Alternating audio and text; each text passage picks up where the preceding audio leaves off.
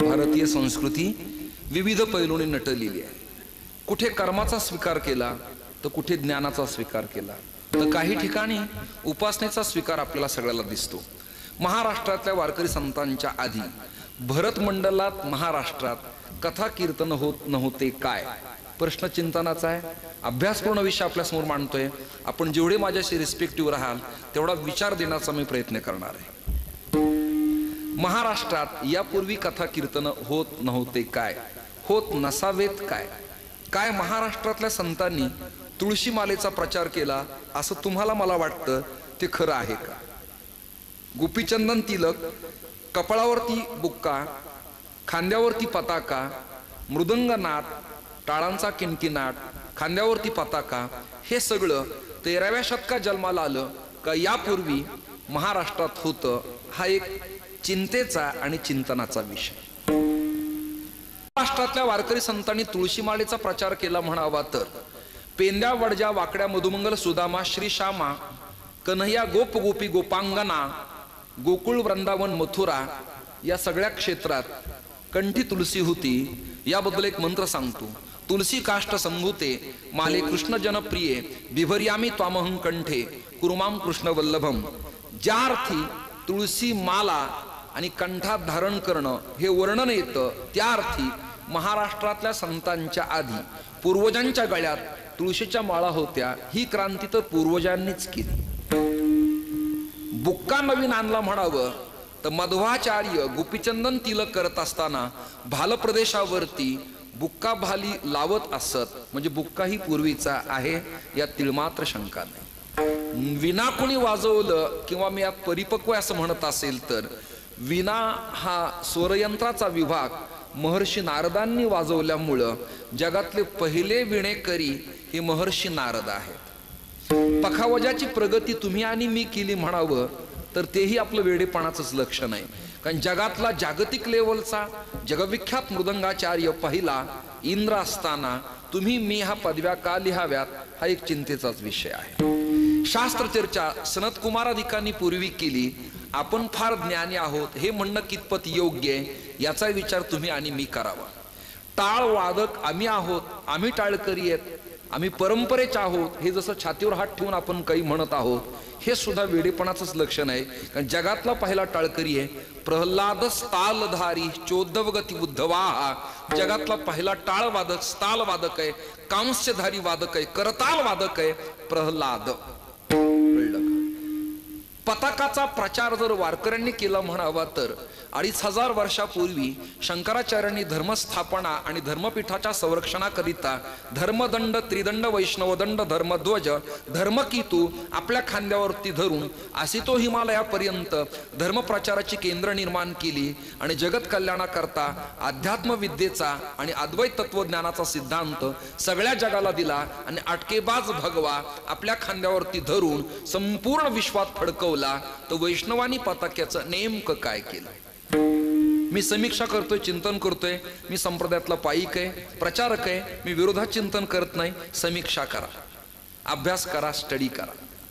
काय केलं आपल्या लोकांनी? कीर्तन केली म्हणावी तर कीर्तन पूर्वी होती. शाक्त कीर्तन होतं, शैव कीर्तन होतं, गाणपत्य कीर्तन होतं, दत्त कीर्तन होतं, नारदीय कीर्तन होतं, वारकरी कीर्तन होतं. आपण नेमकी क्रांती केली काय? काय केलं आपण? है की नाही? अभ्यासाचाच विषय की नाही?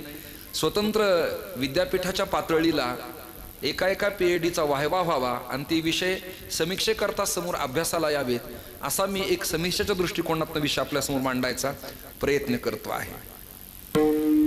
वैष्णव महाराष्ट्रात जन्माला आले म्हणावं तर रामानुजाचार्य, रामानंदाचार्य, निंबार्काचार्य, मध्वाचार्य, वल्लभाचार्य, विष्णुस्वामी आचार्य, कबीरजी, तुलसीदासजी हे सगळे वैष्णव भारतात जन्माला आलेले होतेच. महाराष्ट्रातल्या संतांची क्रांती काय? आपण अत्यंत महत्वाच्या विषयाला हात घातलाय. स्वयंपाक करणाऱ्या पुरीला लग्न झाल्यावर चुलीवरती भाकरी टाकायचा योग यावा आणि तिला निखाऱ्यात भाकरी भाजताना चटका बसावा असा नवीन विषय निवडल्यानंतर बुद्धिरूपी स्त्रीला अध्यात्मविद्येचा स्वयंपाक करताना चटका बसण्याची शक्यता नाकारता येत नाही. विठ्ठल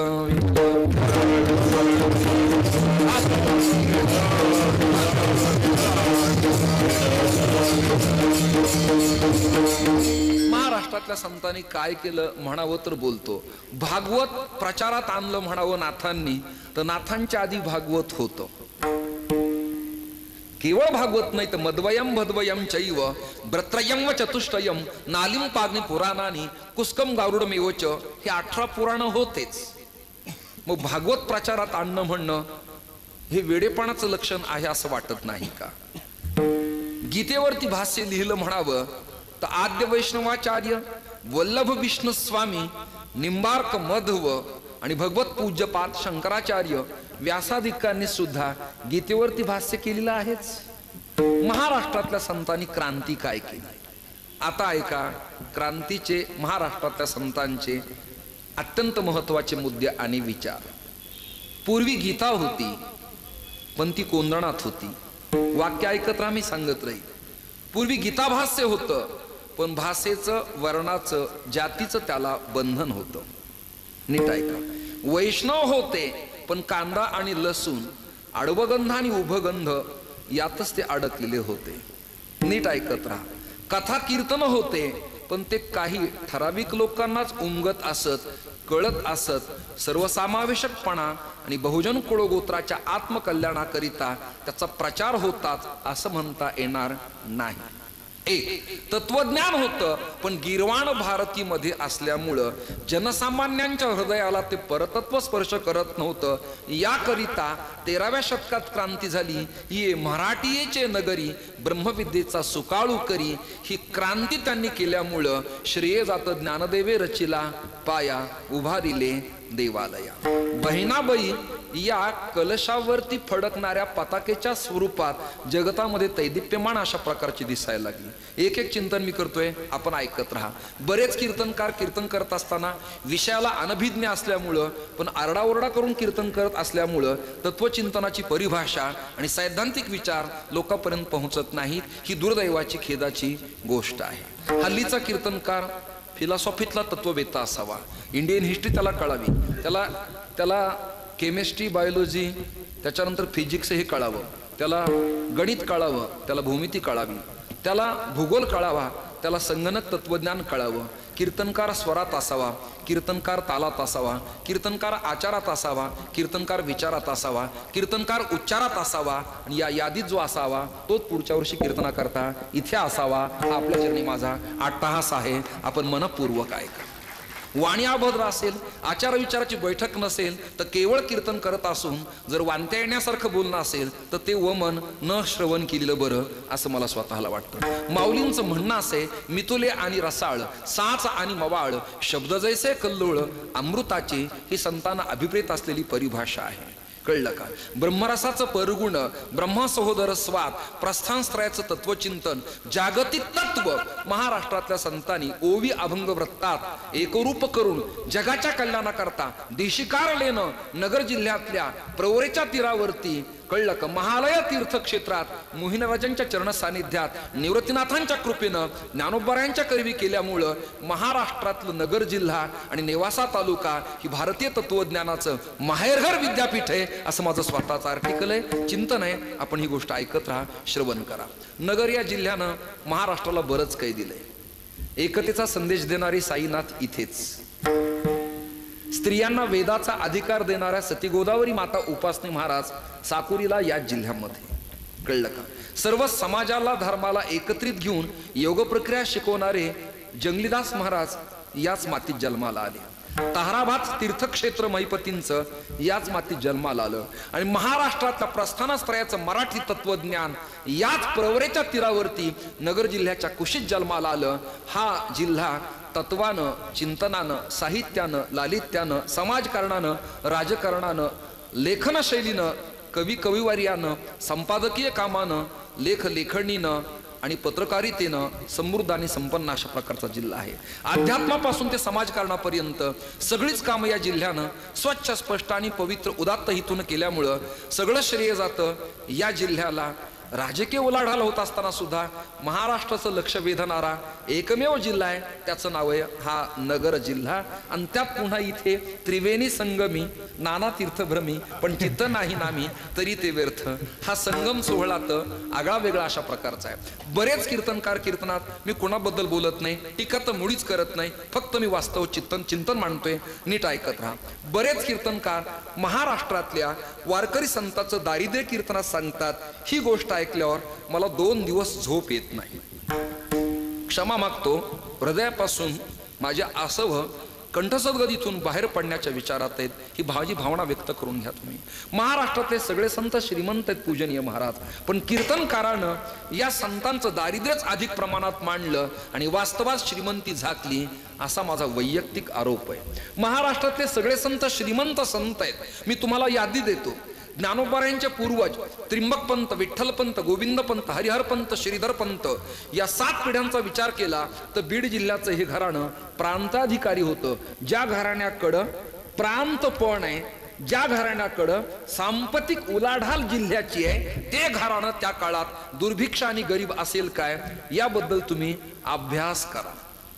या काळात तलाठी जरा आज अब्जाधीश आहे, त्याचा शहरातही एक फ्लॅट आहे, गावाकडे शेती आहे आणि मुलंही एज्युकेटेड हाय एज्युकेशनचे आहेत. या काळात त्या तलाट्याचे, तर त्या काळात प्रांत असलेलं कुलकर्ण्यांचं घराणं श्रीमंत असेल का नसेल याचं चिंतन तुम्ही तुमचं करा. सावता महाराजांची शेती सिंचन प्रकल्प नसताना, पाणी प्रकल्प नसताना, पाणी आडवा पाणी जिरवा नसताना, जलाशयाचा साठा नसताना, तळ्याची बांधणी नसताना, पाण्यासाठी भांडण नसताना सुद्धा अरण नावाच्या गावात सावता महाराजांची शेती 100% बागायती होती. याचं भान कीर्तनकाराला आणि ऐकणाराला असावं, हे आपल्या चरणी विनंती आहे. नरहरी सोनाराच्या ऐरणीवरती 100 नंबरी 24 कॅरेटचं सोनं गरम होऊन पिवळं चुटक पडत होतं. याचं भान कीर्तनकाराला ऐकणाराला असावं, ही आपल्या चरणी माझी प्रार्थना आहे. समर्थ आणि तुकोबारायांच्या बाबतीत महाराष्ट्राचा राजा ज्यांच्या चरणावरती प्राण समर्पण करत होता, ते संत गरीब असतील काय, हा एक चिंतेचाच विषय. शांतीब्रह्म संत एकनाथ महाराज जेवल्यानंतर थुंकायची पिकदानी 4.5 किलो सोन्याची जाड होती. याचं भान सदस्याला आणि कार्यकर्त्यांना असावं, ही आपल्या चरणी प्रार्थना आहे. नाथाची थुंकायची पिकदानी 4.5 किलो सोन्याची जाड होती. याचं भान 5 ग्रामची अंगठी घालणाऱ्याला असावं, ही त्यांच्या चरणी माझी प्रार्थना. हा उपसर्ग आहे. रण म्हणजे मैदान. अरण नावाच्या गावी शांती सुखाचा मळा फुलल्यावर, ज्ञान वैराग्याचं पीक फुलल्यावरती भगवान पंढरीश परमात्मा पंढरपूर सोडून कृषी अधिकारी पद भूषवित सर्वेक्षण करण्याकरता गेला होता.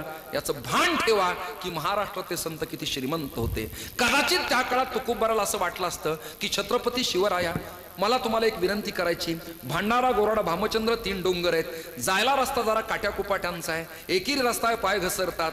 जरा सुंदर रस्ता करा आणि 18 mm जाड सोन्याचा पत्रा त्याला मढवा आणि नक्षी त्याच्यावरती काढा. तर छत्रपतींनी महाराष्ट्र ज्यांच्या पायावरती समर्पित केलाय, त्या राजानं तुकोबारांच्या चरणावरती सोनच काय पण टनानं अब्जानं खरं बारब संपत्ती समर्पित केली होती.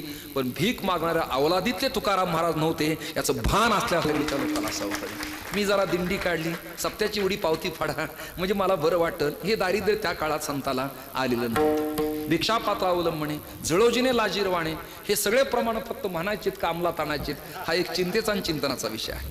किंवा हात पसरी जेणे धिक्क द्याचे, हे फक्त म्हणायचेच का, हे लक्षात धरा तुम्ही.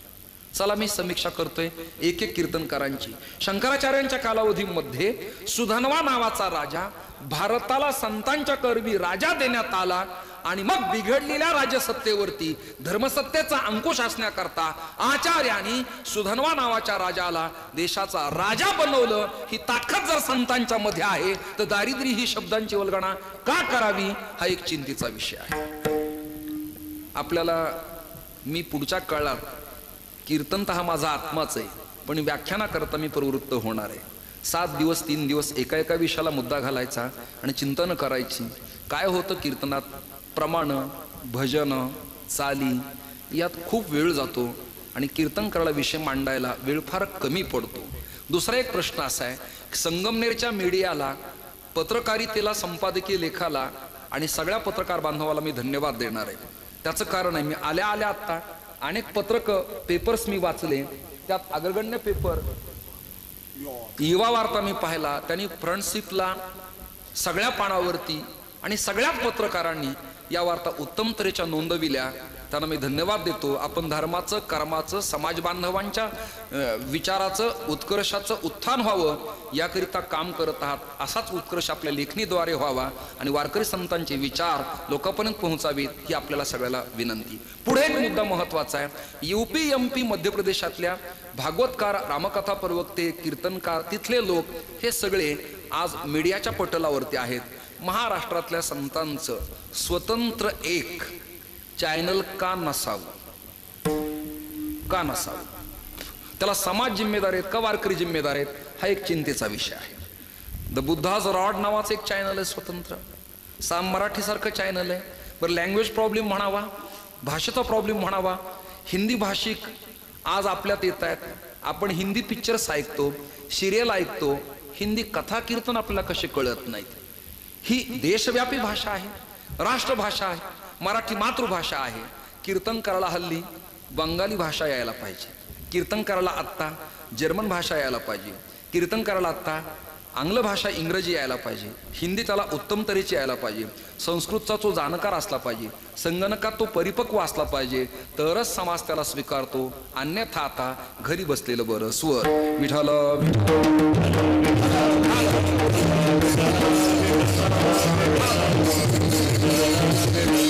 हे माझ्या पदरची बडबड मी काहीच करीत नाही. 56 भाषेचा केलासे गौरव आणि भवारण मी नाव उभारिली. एकच नाही, अनंत भाषा अभ्यासल्या महाराष्ट्रातल्या संतांनी आणि त्या का न याव्यात आपल्याला प्रयत्न करायला काही हरकत आहे का?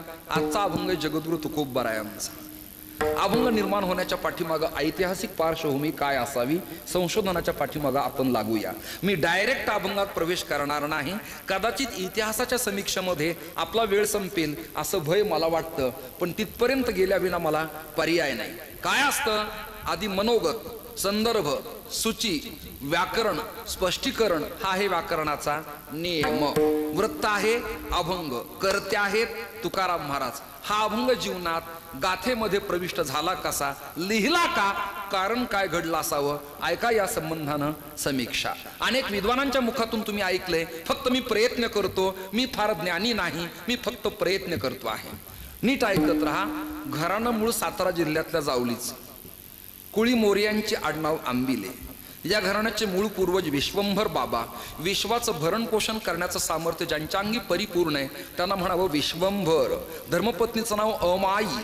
त्या दोघांना 2 पुत्र झाले. एकाचं नाव ठेवलं हरी आणि दुसऱ्याचं नाव ठेवलं मुकुंदा.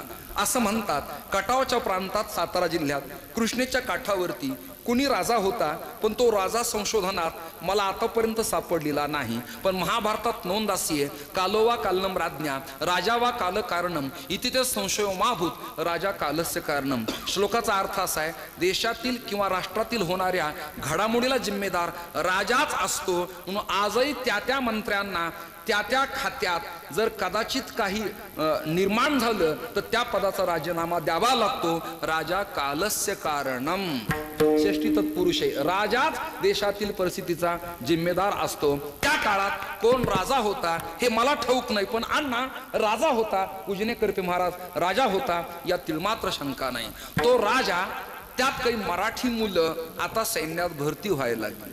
मराठी शब्दाचा अर्थ केवळ धर्मानं, कुळानं त्या जातीत जन्माला आली असं नाही. महाराष्ट्रात जे जे मराठी भाषिक आहेत त्या कुळातली मुलं सैन्यात भरती व्हायला लागली. दोन्ही संतांचं वचन तेच आहे, ये मराठीचे नगरी. ज्ञानोबरांची कल्पना आहे. मराठाती तुका मेळवावा, समर्थांची कल्पना आहे. सगळ्यांच्या कल्पना उदात्त आहेत, व्यापक आहेत, चिरस्थिर आहेत, अखंड आहेत, अव्याहत आहेत, निरंतर आहेत, जगत कल्याणाच्या आहेत. या सगळ्या गोष्टीची समीक्षा आपल्याला करावी लागणार आहे. मुद्दा नीट ऐका. कृष्णेच्या काठावरती राजाच्या दरबारात 2 मुलं विश्वंभर बाबानं आपल्या हातानं सैन्यात भरती केली. तुम्ही सगळे ऐकताय ना मंदऊ? सैन्यात 2 मुलं भरती केली.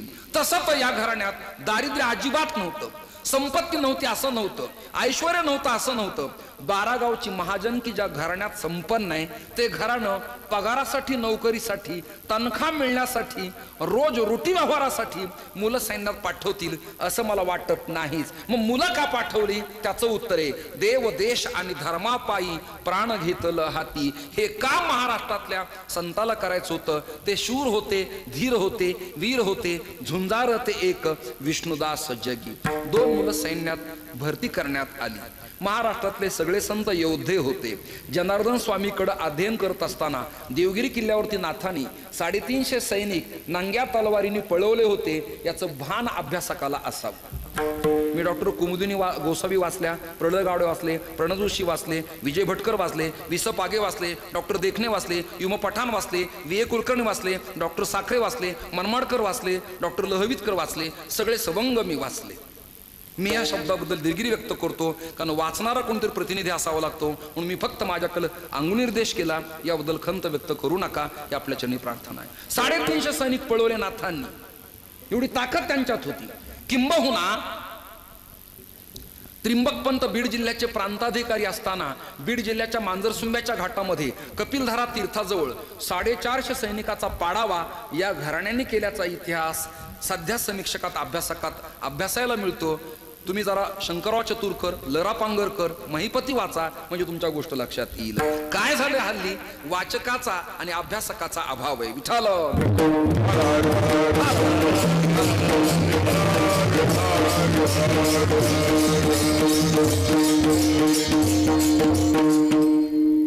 2 मुलं सैन्यात भरती करण्यात आली. बलदंड मुलं. हातात एखादी तरवार धरली किंवा लोखंडी गज धरला तर स्त्रीनी कणकीचा कानवाला करावा असा हातात करत होते. एवढं बलदंड शरीर होतं. व्यायामाने कसलीलं, गावरान गाईचं दूध प्यालेले, साजूक तूप खाल्लेलं आणि बैठका जोरात सूर्यनमस्कार केलेले हे घराणं होतं. घराण्यात तुळशीची माळा, पंढरीची वारी आणि उपासना पद्धती उत्तम तऱ्हेची होती. एक वाक्य बोलू का? अभ्यास साधने विना संपन्न होत नाही.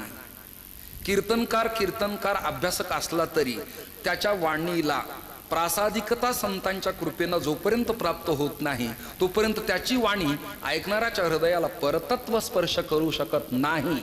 प्रासादिकता असावी लागते. एक दृष्टांत सांगतो. या स्त्रिया किराणा दुकानात जेव्हा नारळ घ्यायला जातात तेव्हा त्या स्त्रिया त्या दुकानदाराला नमस्कार करून हात जोडून नारळ उटीत घेतात का हो? तेव्हा तो नारळ असतो. पण तो श्रीफळ भागवताजवळ, रामकथेजवळ, गाथ्याजवळ, ज्ञानेश्वरीजवळ ठेवला, एखाद्या संतवृंदांच्या हाताने प्रसाद रूपाने दिला तर तो नारळ न राहता ती स्त्री नमस्कार करून ओटी करते आणि घेते. तेव्हा तो नारळ राहत नाही. तेव्हा त्याला प्रासादिकता निर्माण होत असते. ही गोष्ट लक्षात धरा. अभ्यासक वेगळे आणि प्रासादिकता वेगळी. दुसरे एक वाक्य मी चिंतन करून सांगतोय, थोडा फेरबदल करत. पहिल्या सगळ्या विधानाला या वाक्याने विरोध वाटेल याचं मला भान आहे. काही अभ्यासक आहेत पण उपासक नाहीत. त्यामुळं त्यात श्रवण करण्यात आनंद प्राप्त होत नाही.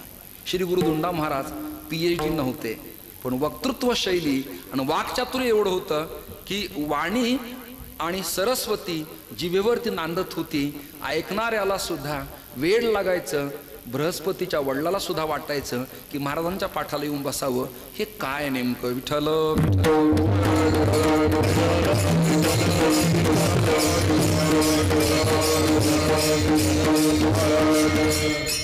2 मुलं सैन्यात भरती करण्यात आली. म्हणजे महाराष्ट्रातले संत घराणे केवळ कथा कीर्तन, माळा दिंड्या जप, ग्रंथ वाचन आणि वारी इथपर्यंत सीमित नव्हते तर प्रसंगी क्रांतिकारी घराणे होते. हे अत्यंत महत्वाचं आहे. ऐका, 2 मुलं सैन्यात भरती करण्यात आली. किट्ट रातकिडे ओरडतायत. घोड्यांच्या टापाचा आवाज संद गतीनं कानावरती पडायला लागले. 360 सैनिक कृष्णेच्या काठावरती तुटून पडलेत. रात्रीचा प्रहर आहे. बाँड्रीवरती सीमेवरती धर्मध्वजाचं रक्षण करता करता घोडे आले. किंचाळ्या फोडल्या त्यांनी आणि अचानक सैन्य विश्रांती घेत असताना आणि 2च बंधू तुकोबाऱ्यांचे पूर्वज, ऐकताय ना तुम्ही? मन लावून ऐकताय ना? तुमचे चेहरे प्रसन्न दिसायला पाहिजेत. ऐकणाऱ्यांचे चेहरे सुकले की वाटतं हातात फुलं घ्यावेत, यांना श्रद्धांजली व्हावी, निघून जावं असं वाटतं. ऐकणारे प्रसन्न असले पाहिजे, नाही तर तुमच्या चेहऱ्याला विनाकारण कीटकनाशकांची फवारणी करायची ते मला पटत नाही. विठ्ठल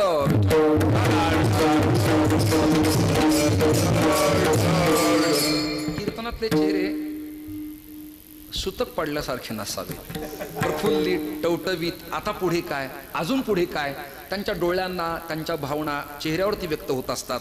कीर्तनकाराचं प्रमाणपत्र म्हणजे ऐकणारांचा चेहरा. तुम्ही जेवढे रिस्पेक्टिव्ह राहाल तेवढं मला बरं वाटेल. तुमचे चेहरे सुकायला लागले, मला असं वाटतं श्रद्धांजली व्हावी आणि निघून जावं. असं होऊ नये याकरिता आपण प्रसन्न मुद्रेने बसावं ही आपल्या चरणी प्रार्थना आहे. काय असतं, गरमतय भयंकर, पावसाचं दुर्भिक्ष आहे आणि मग अशा प्रसंगाला भरपूर जेवण करून माणूस येतो. कीर्तनात वाऱ्याची झुळूक लागती, छानपैकी डुलकी लागती, म्हणजे गोळ्यानं घेता झोप येणारं एकच ठिकाण आहे, त्याचं नाव कीर्तन. काहींच्या कीर्तनात एवढा आरडाओरडा असतो की ते कीर्तन होऊ शकत नाही. विठ्ठल विठ्ठल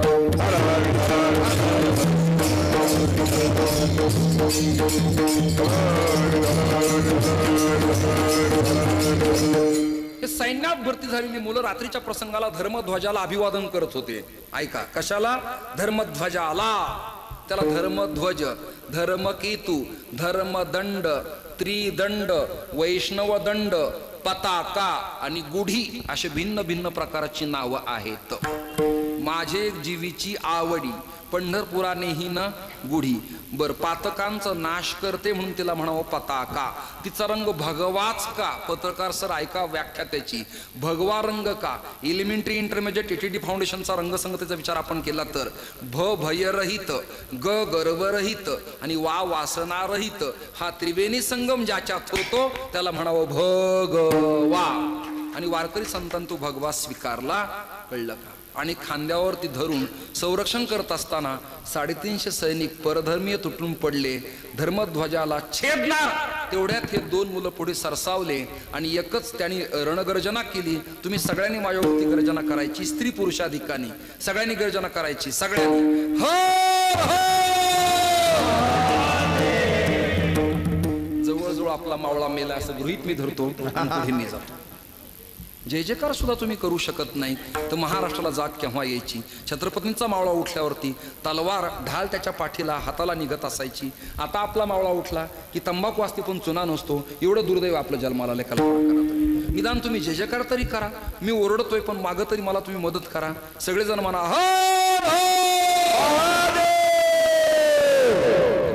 ज्यांच्याकडे स्पीकर आहे तेच बिचारे म्हणाले खालचे निवांतच आहेत. महादेव हिमालयात आहे, हे इकडं संगमनेरला आहेत. अजून दोघांचं नातं काही जुळत नाही. जय जयकार झाला, रोमांच अंगावरती उठले आणि मग वीरश्री जन्माला आली. कीर्तन करायला समय सूचकता कळावी लागते. तानाजी मालुसऱ्यांनी यशवंती नावाची घोरपड हातात धरली. इतिहास पहा. आणि तिला सांगितलं, यशवंती तुम्ही दोघं सावध पाहिजे. रिदम मला अपेक्षित त्या प्रसंगाला. रिदम यशवंती. ही समय सूचकता आहे. या सुनील महाराज.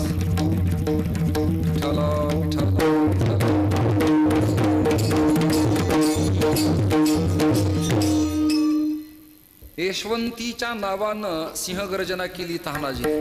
यशवंती वर्धा खाल्याला तर खांडोळकर यशवंती वर्धा यशवंती. वीरश्री जन्माला अंगावर शहारे उमटले आणि ती सरपटणारी घोरपड वर चढू लागली, नाख्या खोवू लागली. आणि ते जर म्हणाले असते ना यशवंत वर जातेस का ग, हे फार यशस्वी वाटलं नसतं. ऐकणारे मला प्रतिसाद देत नाही, ते ठराविक चेहरे सोडले तर विठ्ठल.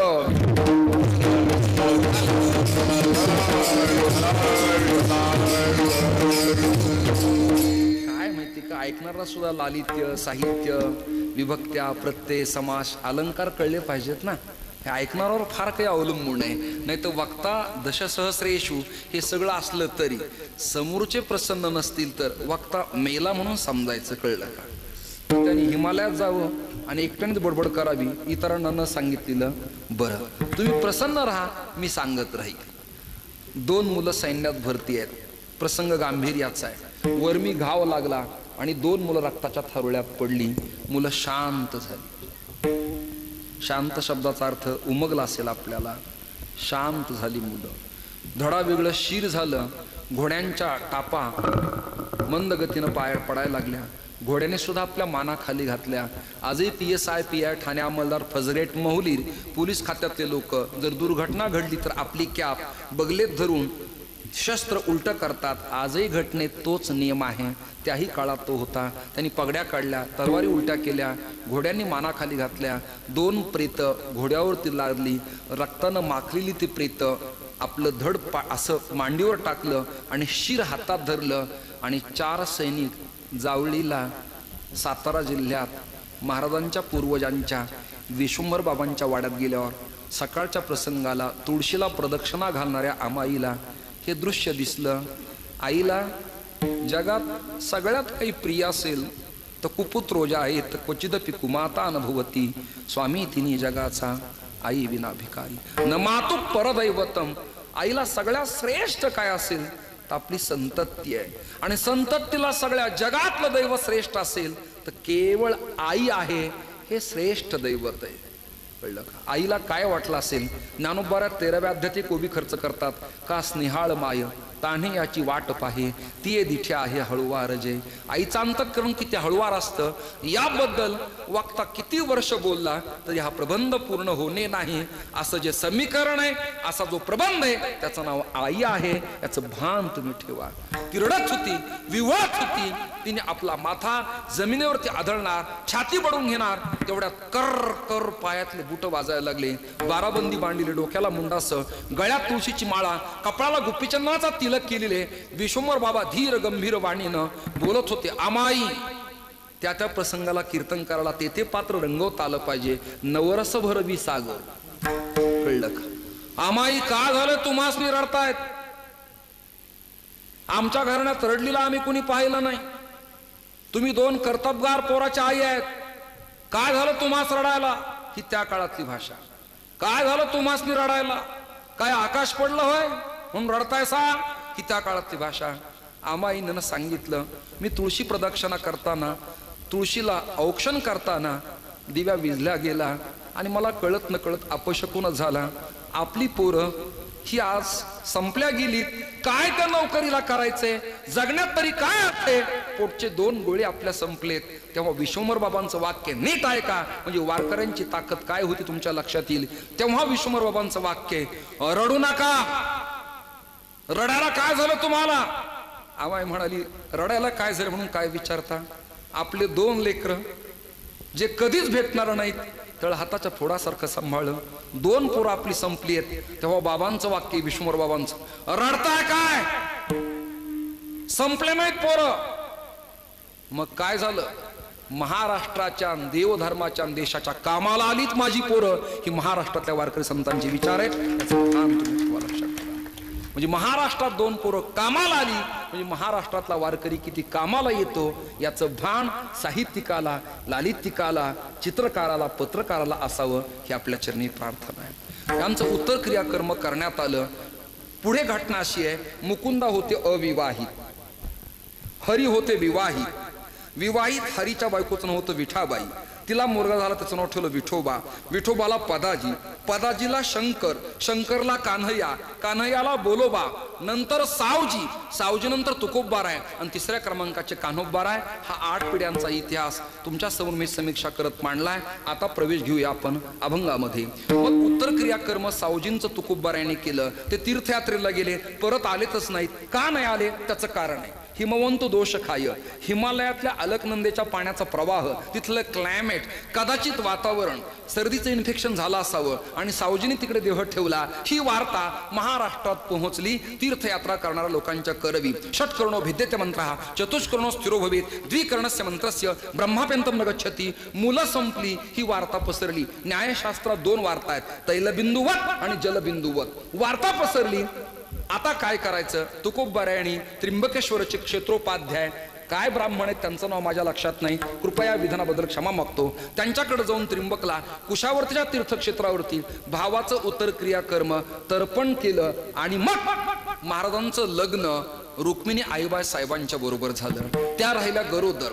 गर्भातल्याच बालकाला जो विकार झाला तोच विकार आईला होता, श्वासाचा, दम्याचा विकार. गर्भातल्या बालकाला तोच विकार झाला. विठ्ठल विठ्ठल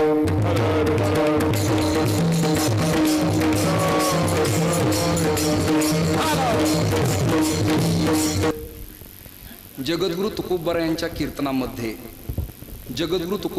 कीर्तनामध्ये राजा शिवछत्रपती बसत असत, त्यात इतिहासाची पुनरावृत्ती आज झाल्याचा भास मला स्वतःला होतो आहे। याबद्दल मी सगळा धन्यवाद।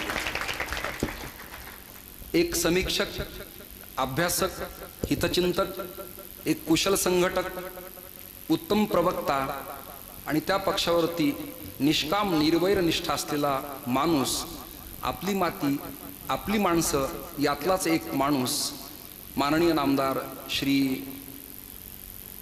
बाळासाहेब थोरात साहेब या ठिकाणी उपस्थित आहेत। मला आनंद वाटला, एकदा संगमनेरला आनंद नावाच्या पेपरच्या वर्धापन दिन सोहळ्याला तुम्ही भुजबळ साहेब आणि उज्ज्वल निकम आणि संजय बापू कुलकर्णी सावरगावकर सगळी मंडळी होतात, तेव्हा मी हातात हात दिला होता। मी फक्त लांबूनच तुम्हाला पाहत होतो, पण आज तुमच्या जवळ येण्याचा योगायोग बाळकृष्ण महाराज करप्यांच्या नामसप्त्यात मला प्राप्त झाल्याबद्दल मी धन्यवाद देतो। विठ्ठल विठ्ठल।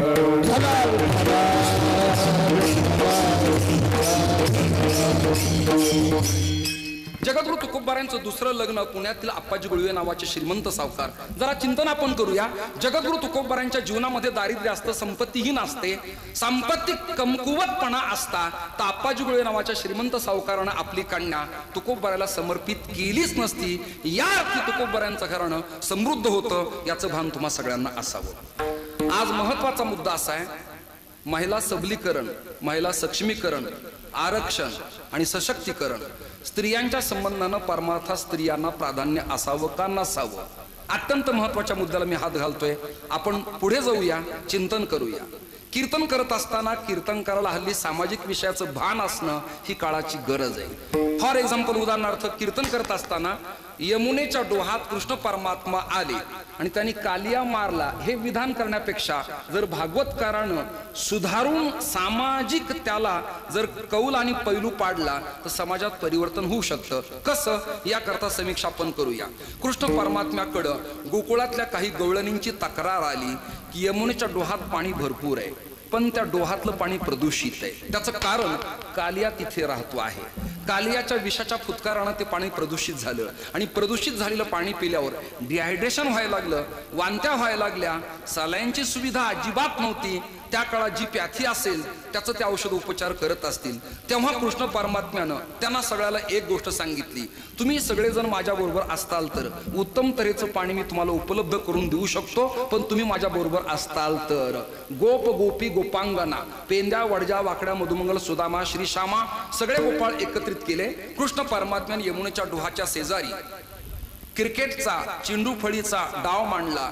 योगायोगानं एक षटकार मारला, तो चेंडू जो उडाला तो कदंबाच्या फांदीला जाऊन अडकला। अडकलेला चेंडू काढण्याकरिता हल्ली नेता सांगतो आणि कार्यकर्ता ऐकतो, ही गोष्ट थोडी दुर्मिळ झालेली आहे। दुर्मिळ झालेली आहे, कारण मी ज्या गावात जन्माला आलो त्या गावातल्या सौभाग्यवती काकू या 20 वर्ष खासदार पदावरती होत्या आणि तुमच्याच बरोबर, तुमच्याच कदाचित वयानं मागे पुढे जयदत्त कॅबिनेट पदी काम करतायत। मी या सगळ्या गोष्टीचा अनुभव घेत सांगतो, हल्ली नेत्यानं कार्यकर्त्याला सांगितलंय आणि त्यांनी ते काम मन लावून केलंयच असं थोडंसं कमी पाहायला मिळतं, याबद्दल क्षमस्व। म्हणून कृष्ण परमात्म्याच्या लक्षात आलं, आता सांगण्यात मजा नाही, चेंडू काढण्याकरता स्वतःलाच उडी मारावी लागेल। कृष्ण परमात्म्याने उडी मारली, चेंडू सुटला, तो यमुनेच्या डोहातच गेला। कृष्ण परमात्म्याने छलांग लावली आणि यमुनेच्या डोहात कृष्ण परमात्मा गेले। तुम्ही मला प्रश्न विचारा, मी उत्तर देईल, कृष्ण परमात्मा डोहात खाली का गेले? नेता आणि संत समाजाच्या तळागाळात गेल्या विना प्रगतीचा चेंडू हातात येत नाही, याकरता तळागाळात जाऊन काळाची गरज आहे, हे भागवतातनं सांगा। मग परमात्म्याने चेंडूवर काढताना कालिया अडवा आला, कालियाला समजावून सांगितलं, कालिया तिथनं निघून गेला। यमुनेच्या डोहातलं पाणी झाडाच्या फांद्यानं फुलानं पूर्ण बाजूला काढलं, निथळ स्वच्छ वाहणारं पाणी आलं आणि कृष्ण परमात्म्यानं समृद्ध निर्मल ग्राम योजना आणि जलस्वराज्य प्रकल्प गोकुळवासियांच्यासाठी राबवला. हे जर गावागावात भागवतकरांनी सांगितलं तर सरपंच सगळं पाणी आपल्या उसाला नेणार नाहीत असं मला वैयक्तिक स्वतः. हे विधान सांगा ना तुम्ही. कृष्णाने काला केला, काला केला. परंपरेनं कीर्तन मी आतापर्यंत ऐकत आलो. दहीहंडी घेतली, अभंग झाला, फोडला, पंक्ती बसल्या, जेवल्या, निघून गेल्या. परिवर्तनशीलता काय, चेंजेस काय, बदल काय, त्याच चाली, तेच अभंग, कंटाळवाणे स्वर, कंटाळवाड्या दृष्टांताच्या बैठका, तेच विचार. परिवर्तनशीलता असणं आता काळाची गरज आहे. परिवर्तनशीलता हा संस्कृतीचा आणि भारतीय साहित्याचा नेम आहे. ही गोष्ट आणि हे मूल्य आपल्या सगळ्यांच्या लक्षात असावं. काला केलं म्हणजे एक्झॅक्टली नेमकं काय केलं त्याचं उत्तर सांगतो. दीन, दुबळे, अनाथ, अपंग, गरीब, फॅसिलिटीज नसलेले, समाजापासून वंचित असलेले जे गट्स आहेत, जे लोक आहेत, त्या सगळ्या कुपोषित बालकांना कन्हैयानी जवळ घेतलं आणि आपल्याला मिळणारी शिदुरी वैयक्तिक स्वतः न खाता एकामेकांच्या मुखात भरवली. हा काला सांगा म्हणजे समाजात बदल होऊ शकतो हे मला स्वतःला वाटतं. एकाच मंडपात 3-3 तास हरिपाठ घेण्यापेक्षा 25 मुलांनी जर एक गल्ली टाळ घेऊन भजन करत करत प्रवास सुरू केला आणि तिथल्या स्त्रियांनी आपलं आपलं प्रांगण झाडलं, रांगोळ्या काढून सडा टाकला, तर मग तिथे कीटकांचा प्रादुर्भाव होणार नाही, आरोग्य उत्तम तऱ्हेने लाभेल. हे विचार देणं आता काळाची गरज आहे असं मला वाटतं. कदाचित हे विधान तुम्हाला आवडत नसतील तर मी माफी मागतो, पण याची गरज आहे असं मला स्वतःला वाटतं. ते केलं पाहिजे. पाण्याच्या संबंधाने 13व्या शतकात ज्ञानोबरांचे विचार अत्यंत महत्वाचे आहेत. नगरेची रचावी, जलाशय निर्मावी, ही महावने लावावी, म्हणजे पर्यावरणाचा समतोल राहण्याकरता महाराष्ट्राच्या संतांची क्रांती 13व्या शतकात किती महत्वाची होती याचं भान असलं पाहिजे. राहिला मुद्दा की स्त्रियांना परमार्थात प्राधान्य आहे किंवा नाही. अनाभ्यासक लोक, तथाकथित लोक कधी प्रवचन व्याख्यान करताना ज्यांना अध्ययनाध्यापनाची गोडीच नाही ते बिनधास्त असा विरोध करतात की काही काळात काही लोकांनी वेदात पुराणात स्त्रियांना प्राधान्य दिलं नाही, त्यांना दूर लोटलं. ही साफ चुकीची गोष्ट आहे.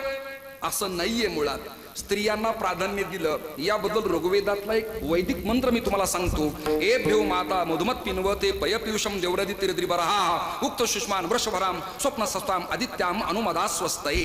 या वैदिक मंत्राचा अर्थ असा आहे की स्वस्ती म्हणजे कल्याण, भद्र म्हणजे कल्याण करणारा. स्त्रियासारखा श्रेष्ठ वर्ग कोणीच नाही, म्हणून तिला वंदन करायला हरकत नाही. हे वेदाचं प्रामाण्य आहे. तोच कित्ता गिरवला पुराणानं. त्वमेव माताच पिता त्वमेव.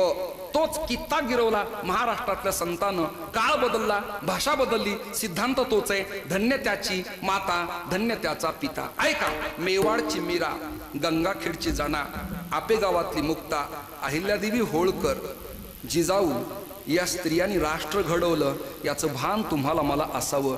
आजही एका पक्षाची पक्षाध्यक्ष स्त्री आहे, आज देशाची सभापती स्त्री आहे, आज विरोधी गटात एक स्त्री नेता पदावरती पद भूषविते आहे, आज SP स्त्री आहे, कलेक्टर आहे, ती खासदार आहे, संसदपटू आहे.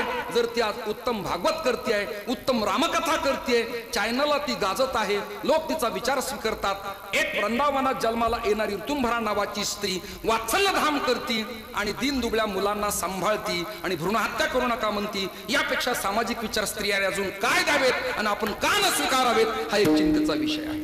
नारी नारी मत कर यार, नारी रतन की खान, जिस नारी से पैदा हुए शुक भीष्म हनुमान. एवढी ताकद त्यांच्या असताना स्त्रियांना प्राधान्य नाही काय? त्याचं उत्तर आहे यारे यारे लहान थोर याती भलत्या नारी नर करावं विचार नलगे चिंता कवडनाची. या अर्थी तुकाराम महाराज या अभंगात चिंतन करताना लिहितात, आवडीने विचारलं आवडीने. श्लेष अलंकार ऐका. आवडीने विचारलं का हो मला परमार्थात येता येईल का? मी 2 गोष्टीकडनं तुमच्याकडनं टाळ्या मागणार. भिक्षापात्र समोर करून का? तुम्हाला ऊर्जा मिळावी म्हणून. महाराष्ट्रात 2 जिजाऊनं 2 कामं चांगली केली आहेत. एका जिजाऊनं महाराष्ट्र सुख शांती समाधानात जगावा, परकीयांच्या गुलामगिरीत न राहता त्याला स्वायत्तता मिळावी, धर्माचं संरक्षण व्हावं, याकरिता आपला पुत्र महाराष्ट्राला दान केला. आणि दुसऱ्या जिजाऊनं आपल्या प्रपंचाकडचं दुर्लक्ष करून आपला पती महाराष्ट्राच्या पारमार्थिक कल्याणाकरता दान केला. असे 2 जिजाऊचे 2 कामं महाराष्ट्रात उत्तम आहेत. याकरिता जिजाऊला उपदेश करताना जगद्गुरु तुकाराम महाराज आजच्या अभंगात म्हणाले की तेथे दुसरी नसरे मार्गे, तेथे दुसरी नसरे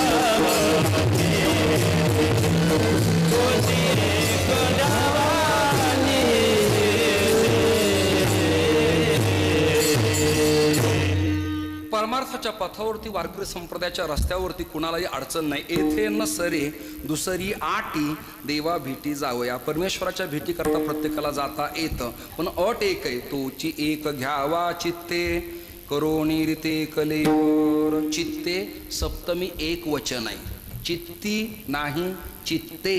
तोच एक घ्यावा चित्ते करोनी रीते कलेवर. आपलं चित्त स्वच्छ करून, निर्भय करून,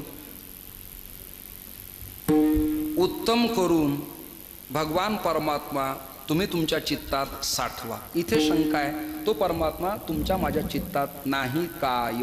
त्याचं उत्तर आहे होय. मी तुम्हाला एक उदाहरण विचारतो.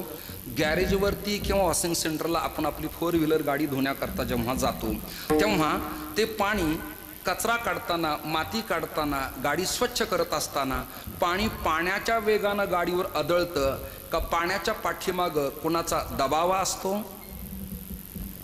पाण्याच्या पाठीमागं हवेचं प्रेशर असतं, पण ते दिसत नाही. एकदा काय झालं, माझा मुलगा आजारी पडला. यावरून तुम्हाला कळलं मी प्रपंचावाला घरगृहस्थी आहे, यातील मात्र शंका नाही. मी MRI केला, CT स्कॅन केला, फरकच पडेना. सोलापूरला दाखवलं, पुण्यात दाखवलं, काही पर्याय केले, जमेस ना. शेवटी मी एका आयुर्वेद तज्ज्ञाला, वैद्यांना दाखवलं. त्यांनी नाडी परीक्षा केली. त्यांनी मला उदाहरण दिलं, गाडी धुत असताना गाडीचं पाणी गाडीच्या अंगावर येत असताना पाणी पाण्याच्या ताकदीने येतं का पाण्याच्या पाठीमागं हवेचं प्रेशर असतं? मी त्यांना म्हणालो हवेचं प्रेशर असतं. त्यांनी मला प्रश्न विचारला, ती हवा पाण्यापासून वेगळी दिसती काय? त्याचं उत्तर आहे नाही. मग ती हवा नसती काय? हो असती. मग दिसती का? नाही. तसं वायू तत्वाचा प्रॉब्लेम शरीरात होत असताना MRI CT स्कॅनमध्ये निघत नाही. माझं पण बॅचलर ऑफ आहे, मी ते केलं. या विधानाबद्दल क्षमा. विठाल ती हवा दिसत नाही म्हणजे ती नाही का? तसं परमतत्व या जगतामध्ये व्यापक आहे, दिसत नाही म्हणजे ते नाही काय? त्याचं उत्तर आहे. मग दिसत का नाही? दिसण्याकरता त्या अधिकाराचं बनावं लागतं, तेव्हाच ते दिसतं. या चॅनल वायरमध्ये सप्लाय आहे, पण कवच वर आहे, आवरण वर आहे, त्यामुळे करंट बसत नाही. वाहकता, विद्युल्लता, कंडक्टर प्रवाहित आत आहे, पण सप्लाय चालू असताना करंट बसत नाही. त्याचं कारण वरून आवरण आलं. हे जसं विज्ञान तसं अध्यात्म विज्ञान आहे. आवरण विक्षेप नावाचं कवच आल्यामुळं चैतन्यघन परमात्मा नावाची टंगस्टन धातूची तार प्रकाशित आहे, याचं भान राहत नाही. कवच काढा, प्रकाश पडेल. विठाल तुम्हाला मला स्मरण करायचे त्या परमात्म्याच्या पदकमलाचं. परमात्म्याच्या गुणाचं वर्णन करत असताना, तटस्थ लक्षाचं वर्णन करत असताना शास्त्र सांगतात, संत सांगतात, आचार्य सांगतात, समचरण दृष्टी. समदृष्टी आहे, समचरण आहेत. पांडुरंगाच्या चरण समका. त्याचं सरळ उत्तर आहे, परमात्म्याच्या पथावरती, पंथावरती, मार्गावरती संप्रदायाच्या उपास्य देवतेचा विचार केला तर विषमतेचा बाध आणि समतेचा उदय असणारे हे चरण सम अशा प्रकारचे आहेत. आणि तो परमात्मा तुम्ही तुमच्या चित्तात एकाग्र चित्तानं 60वा 8वा त्याचं चिंतन करा. तत्कथनं तत्प्रबोधनम, मग तल्लीनता, तद्रुपता, तन्मयता, तदाकारता या नारद भक्ती सूत्राप्रमाणे त्याला जर तुम्ही आठवलं तर तो विकसित होत असतो. याचं भान ठेवावं. तोची एक घ्यावा चित्ते, करोणी रिते कलेवर. कलेवर शरीर, रित रिकाम. कसं करावं? काम क्रोध केले घर रिते. Krishna Hare Hare, Ram Krishna Hare